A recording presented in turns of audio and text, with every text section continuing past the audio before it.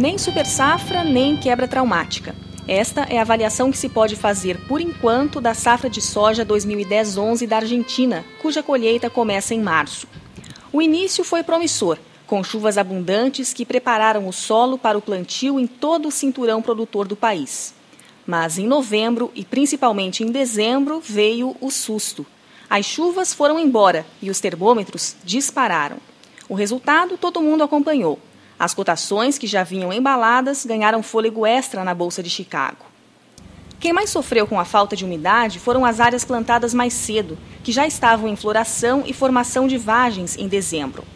Mas, para as lavouras semeadas um pouco mais tarde, as chuvas que voltaram em janeiro chegaram na hora certa para recuperar o potencial produtivo. Y nosotros estábamos con una seca muy pronunciada, sobre todo lo que fue en los estados vegetativos de la soja, y en diciembre y gran parte de enero tuvimos temperaturas muy altas con baja humedad ambiente y muy bajo nivel de precipitación, con lo cual la soja estaba en un estrés muy marcado. Gracias a Dios y para no beneplácito de los brasileños, llovió muy bien, y lo hizo en un momento de lo que el periodo crítico de la soja, ¿no? Que está más o menos en R3 en adelante.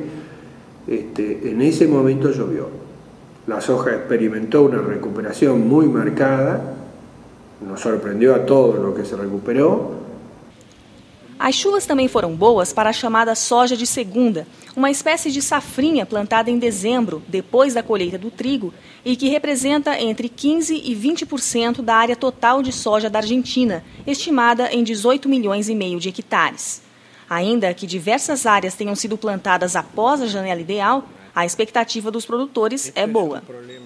E a soja de segunda, em geral, se sembraron un poco más tarde porque el invierno hizo que el invierno llovedor y las temperaturas de llenado de grano de trigo hicieron que los rindes sean bastante superiores a la media y diríamos a la historia del trigo, y ese rinde hizo que se demorara la cosecha entre 10 o 15 días de lo normal, que ponele que nosotros estamos cosechando el trigo a principios de diciembre y este año se nos fue a mitad de diciembre, así que se nos atrasó el trigo 15 días, la cosecha. La soja de segunda está sembrada un poco más tarde, pero nunca tuvo ningún déficit de agua. Siempre fue un cultivo que se hizo hasta ahora con una cantidad de agua, ya te digo, llevamos del 10 de enero a hoy y llevamos acá 220 milímetros. Mas a Argentina é grande e, assim como no Brasil, há muitas diferenças entre as regiões produtoras. As primeiras áreas visitadas pela Agência Rural, que fazem parte da chamada Zona Núcleo, ficam no norte da província de Buenos Aires e no sul da província de Santa Fé. Donas de solos profundos e ricos em matéria orgânica, classificados entre os melhores do mundo, essas zonas são as mais valorizadas do país, com grande concentração de área plantada e produtividades muito altas.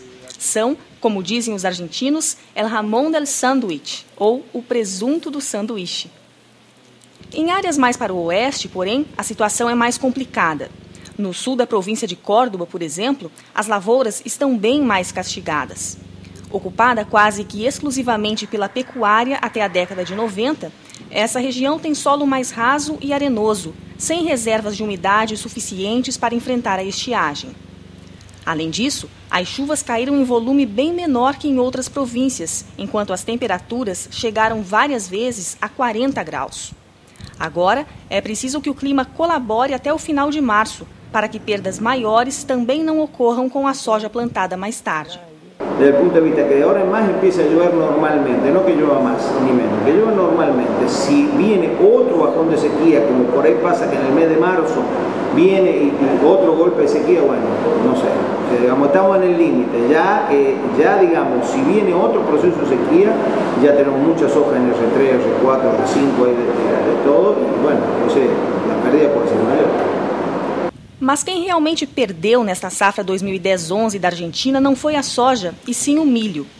Plantado antes e muito rapidamente, devido ao clima bom de setembro e outubro, o milho estava em plena polinização quando a seca apertou. Resultado: embora haja lavouras muito boas, em outras a formação dos grãos foi bastante afetada.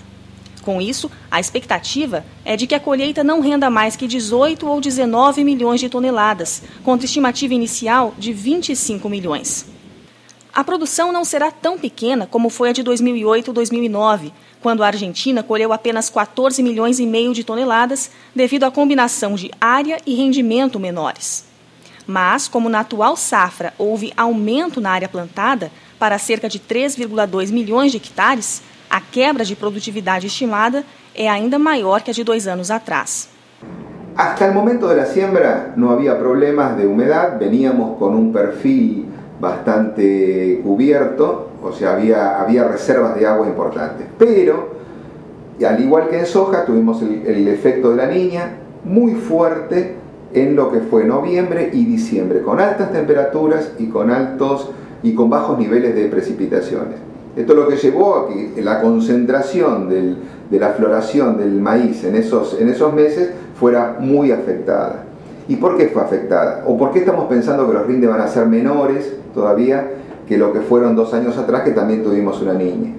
Porque en la Niña anterior, digamos, la seca o la falta de precipitaciones se dio básicamente en la última parte de desarrollo del cultivo.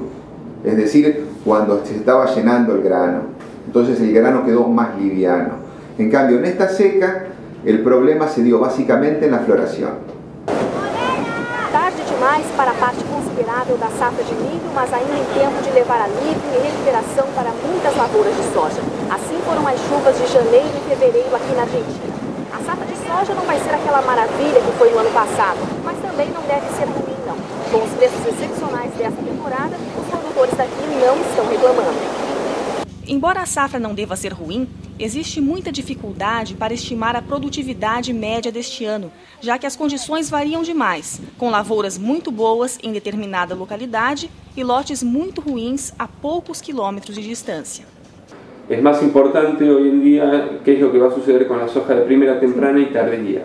La soja de primera temprana sí estuvo más afectada por el déficit y con algunos casos se ven lotes que están muy bien cargados de vaina, transitando las últimas etapas, ya próximos a madurez, en muy buenas condiciones y con potenciales de rinde que van a ser buenos. Pero en muchos otros casos donde las lluvias no fueron tan favorables y las altas temperaturas castigaron a los lotes, hay plantas que tienen buen desarrollo por ahí, pero que no han fijado un gran número de vainas, con lo cual el potencial de rinde este año se ve reducido.